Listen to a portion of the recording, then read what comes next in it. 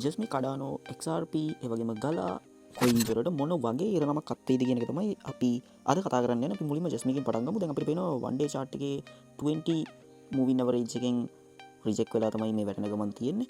එතකොට අපිට පේනවා යම්කිසි විදිහකට මාකට් එක අප් වෙලා තිනවා. හැබැයි මාකට් රීඩ් කරාම අපිට පේනවා අනිත් කොයින්ස් වගේම තමයි යම්කිසි bearish look එකක් තියෙනවා.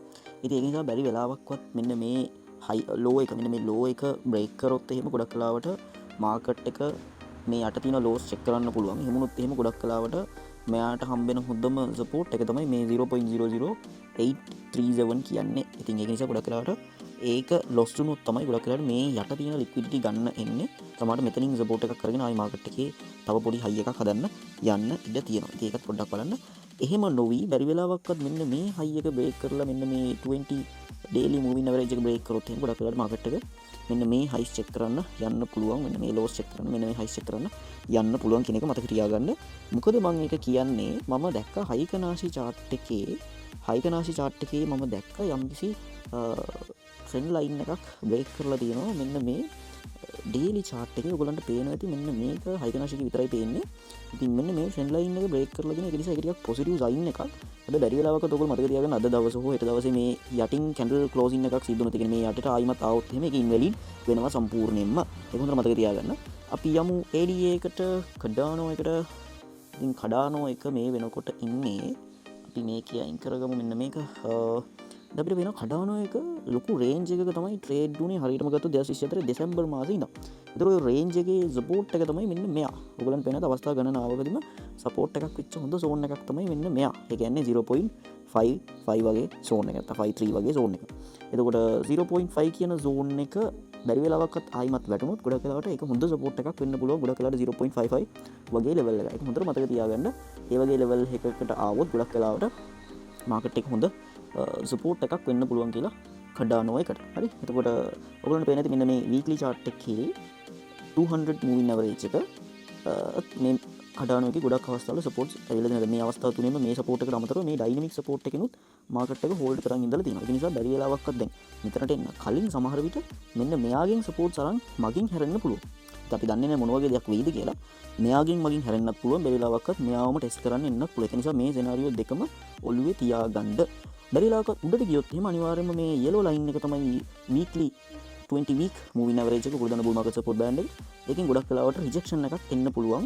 ඒක resistance එකක් විදිහට වැඩ කරන්න ලොකු ඉඩකඩක් තියෙනවා කඩානෝ එකට. ඉතින් chart එක සාමාන්‍යයෙන් bearish daily weekly charts ඔක්කොම bearish විදිහට තියෙන්නේ. සාමාන්‍යයෙන් මේ වගේ ලොකු drop එකක් ගියාට පස්සේ සාමාන්‍යයෙන් consolidation එකක් තමයි ගොඩක් වෙලාවට වෙන්නේ. wick filling එක සිද්ධ වෙන්න ඕනේ. හින්දා සාමාන්‍යයෙන් wick එකක් හැදුනම fill වෙනවා ළමයි.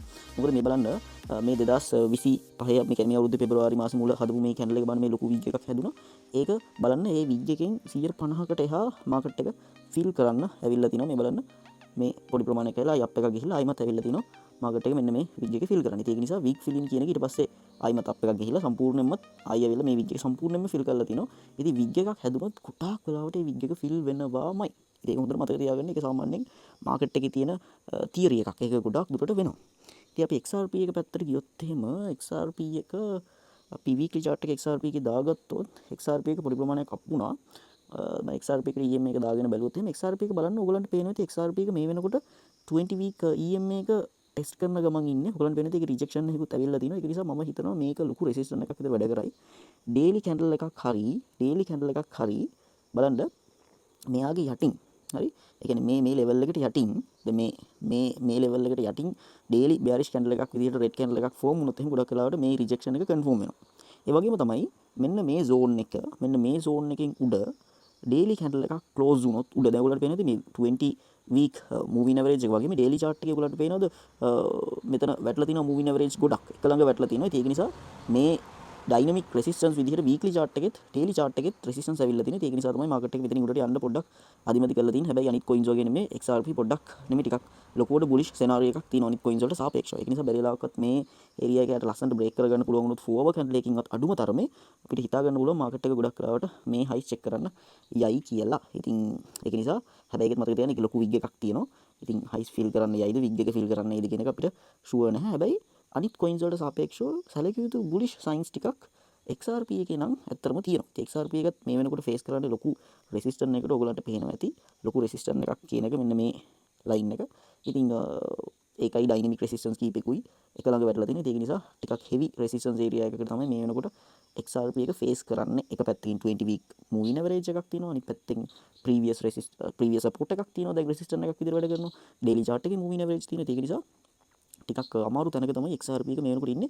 ඒක නිසා මේක බැරි වෙලාවකත් බ්‍රේක් කරගත්තොත්, ඒ කියන්නේ 4 hour candle එකකින් හරි අඩුම තරමේ මේ zone එක බ්‍රේක් කරගත්තොත් මම හිතනවා මාකට් එක ටිකක් ලොකු ප්‍රමාණයක අප් එකක් යයි කියලා. ඒ කියන්නේ ඩොලර් 3ට විතර යන්න chance එකක් තියෙනවා මේ zone එක බ්‍රේක් කරගත්තොත්. හැබැයි මේ zone එක බ්‍රේක් කරගන්න බැරි වුණොත් එහෙම බයස්ලට බුල්ස්ලට අනිවාර්යයෙන්ම මේ විග් එක යම් ප්‍රමාණයක් හෝ ටෙස්ට් කරන්න එන්න පුළුවන්. ඒ කියන්නේ මෙන්න මේ 1.97 වගේ levels වලට උනත් වැටෙන්න පුළුවන් බැරි වෙලාවක මෙතනින් ලොකු රිජෙක්ෂන් එකක් ආවොත්.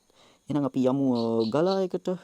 ඉතින් ගලා එකේ ක්‍රිටිකල්ම සපෝට් එකක් එයා ටෙස්ට් කරන ගමන් ඉන්නේ. ඔයගොල්ලන්ට මතක ඇති මෙන්න මේ සපෝට් එක ගලා එකේ ප්‍රීවියස් ක්‍රිටිකල් සපෝට් එකක් වෙලා තිබ්බේ. ඉතින් ඒක මේ වෙනකොට ලොස්ට් වෙලා තියෙන හින්දා ලොකු ඩවුන් එකක් ගිය හින්දා මාකට් එක මේ වෙනකොට පොඩි ලොකු කොන්සොලිඩේෂන් එකක්, පොඩි නෙමෙයි ලොකු කොන්සොලිඩේෂන් එකක තමයි ඉන්නේ.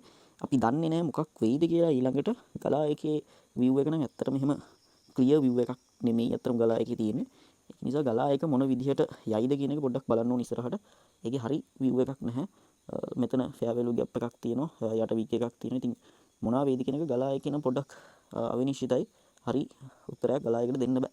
එහෙනම් ඔයගොල්ලෝ දාන්න ඔයගොල්ලන්ගේ ideas, ඒ වගේම comment එකක් දාන්න තව මොනවද ඔයගොල්ලන්ට ඕන updates කියලා. ඔයගොල්ලෝ මොකද්ද හිතන්නේ මේ coins ගැන? මේ coins කීයට යයිද, වැටෙයිද, up වෙයිද? පොඩ්ඩක් දාන්න comment එකක්. ඒ වගේම මේ coins ඔයාලගේ යාළුවෝ අරන් ඇති බලලා ඒ ගත්ත යාළුවන්ටත් මේ වීඩියෝ එක share කරන්න. එහෙනම් thank you very much.